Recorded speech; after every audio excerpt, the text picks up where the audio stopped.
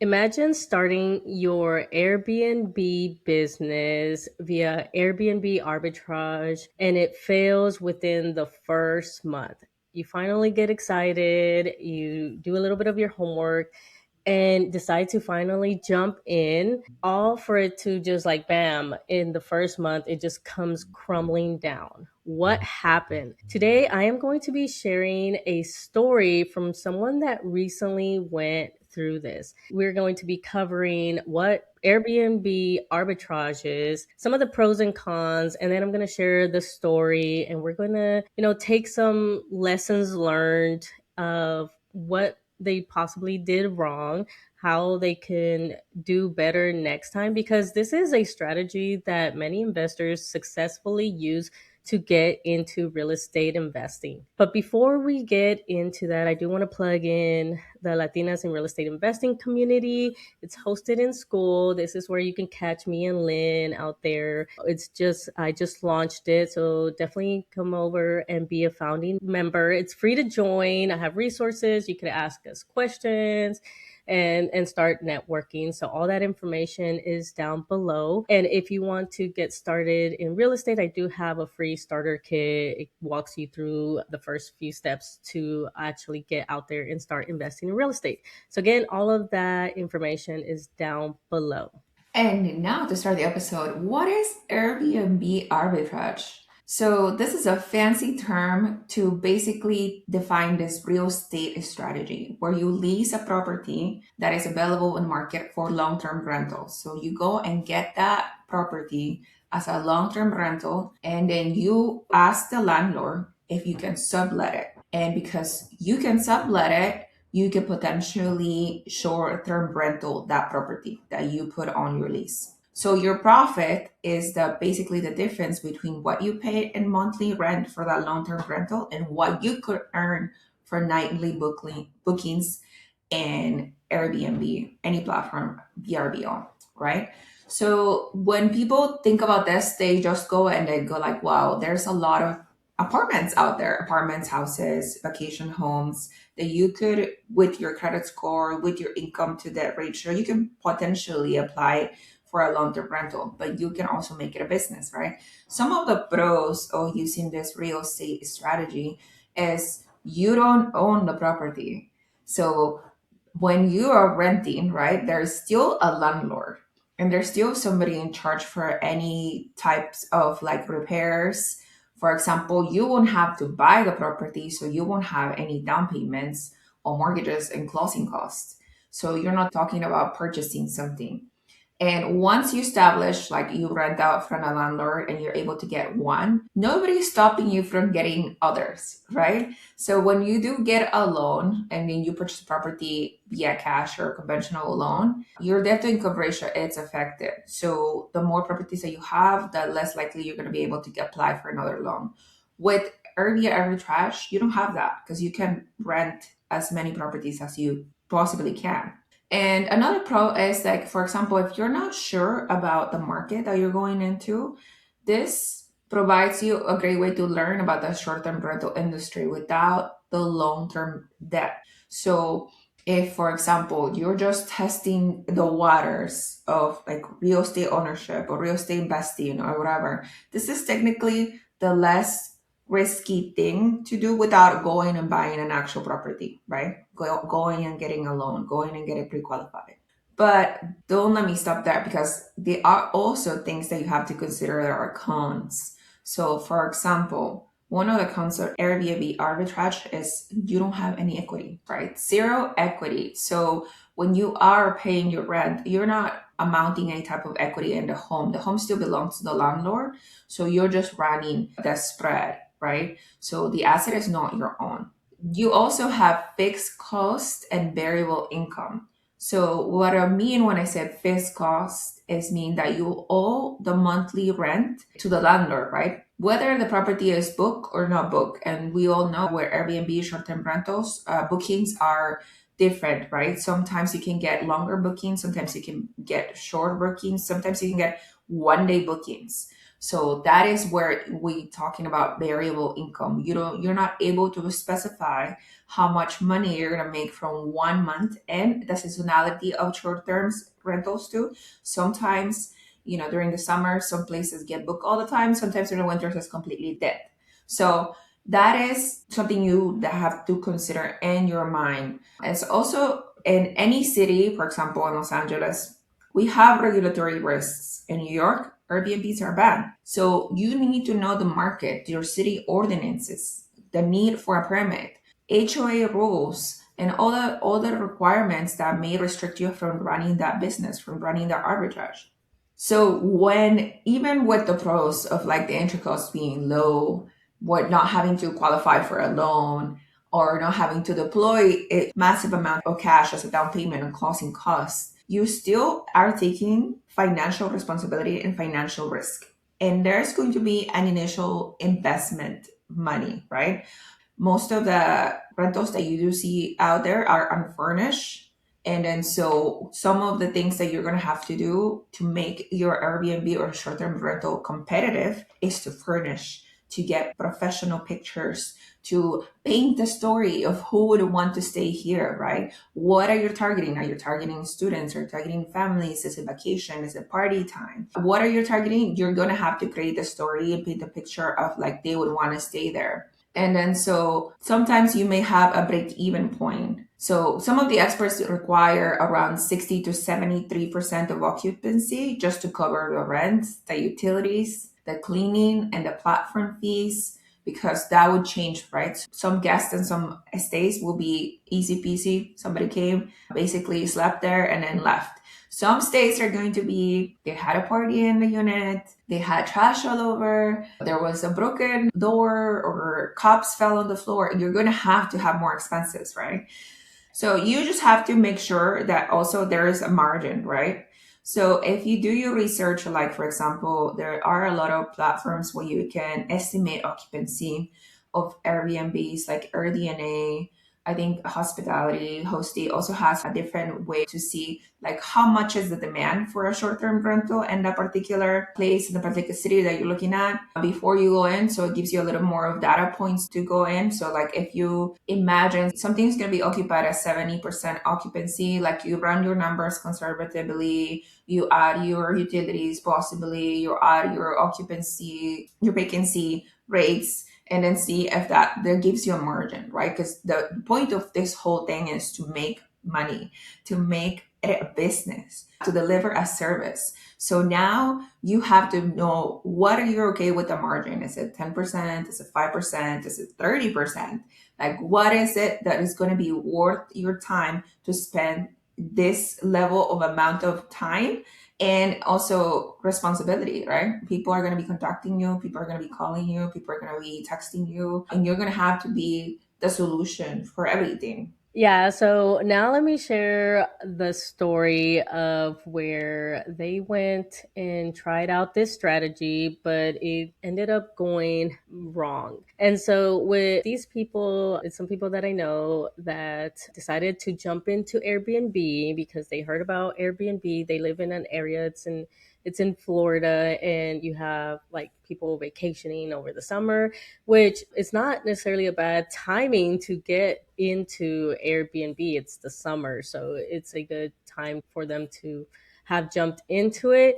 The thing is that they heard about this, and I'm not sure where they learned about Airbnb arbitrage, which again, it is a strategy that a lot of investors use successfully and all that. So they heard about it, they got motivated, and they decided to jump right in.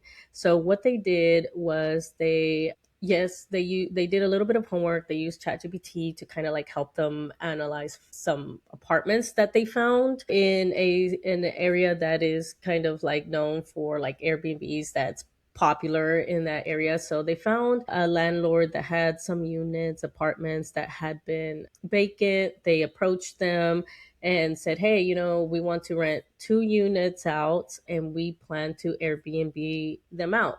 They did their contract, all that. Okay, cool. Landlord said, "Sure, fine."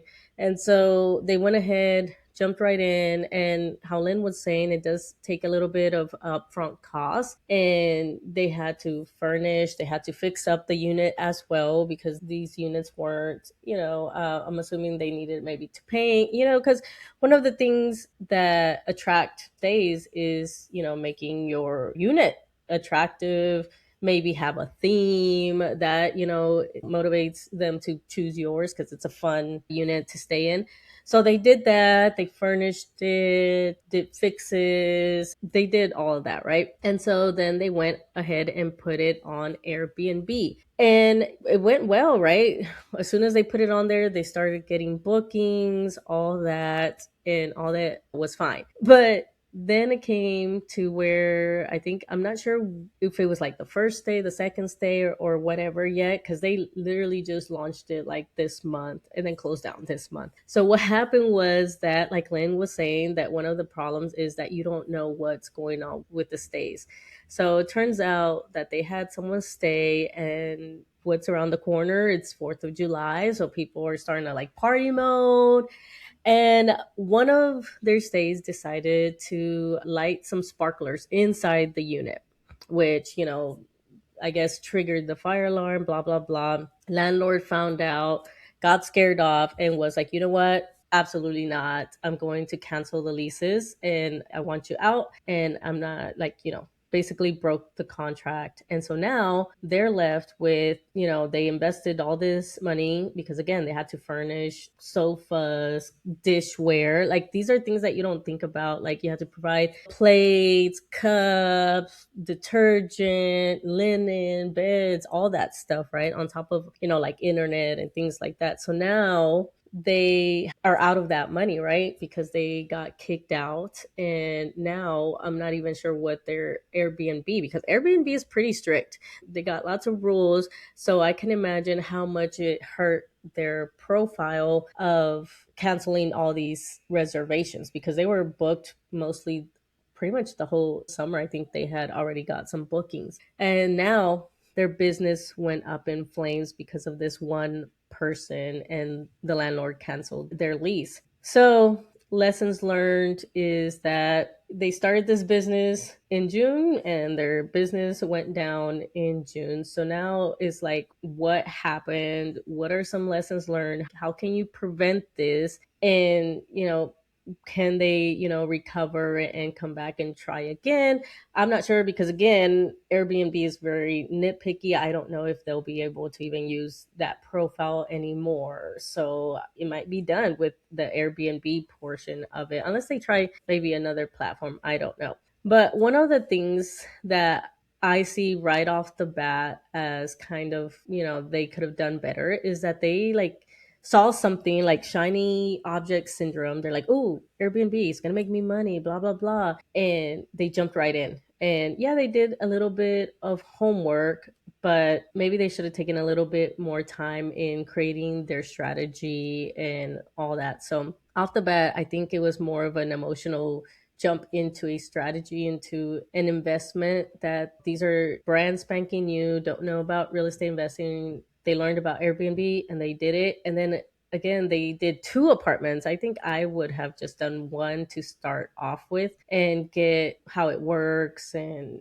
just get the experience first. And Mhm. so they also like borrowed some funds from like friends and everything like that. So they already stretched themselves out thin because they didn't have the funds to start the business. And then they borrowed money from friends and family members. So now, that's probably going to cause an issue as well, because they have to pay this money back, right? So that's another one. And then I think the other one that I see right away is, I don't think they vetted their stays. So I was telling Lynn that, I'm going on vacation next month and I'm going to Mexico. And let me tell you, booking this one, I started a new profile because I couldn't log into my old one. I don't even know the password to that one anymore. And I tried to do the whole password, but it didn't let me. And I just started a new one. So that was a big red flag to the Airbnb host. And she asked me questions and yada yada. And there was a lot of like back and forth, because she wanted to make sure that like I was just some rando, maybe I had a profile that got banned or whatever, right?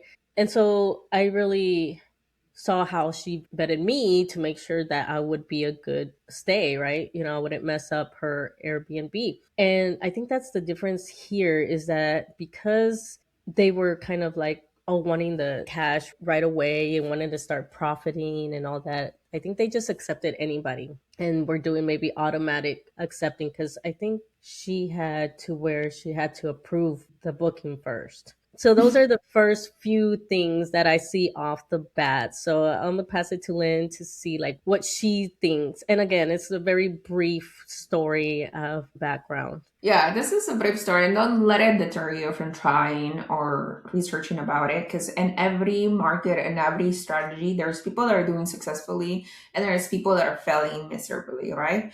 So one of the things that we want you to open up your eyes to is like high risk, high reward, but also like how much risk are you willing to take on? Because like we said, it's not a down payment that they lost, it's not closing costs that they lost, it's not a whole property they trash, right?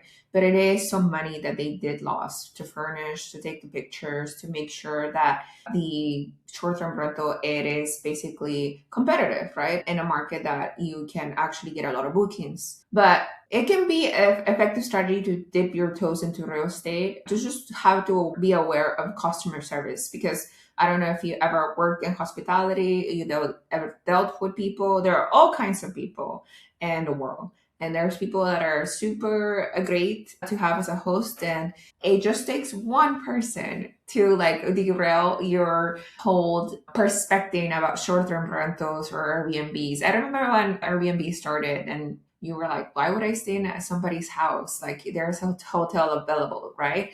But if you ever heard about hotel parties, there's going to be parties at Airbnb too. And there are people that are going to do things to push the boundaries. And when the property is not yours, you are at the mercy of somebody else's, right?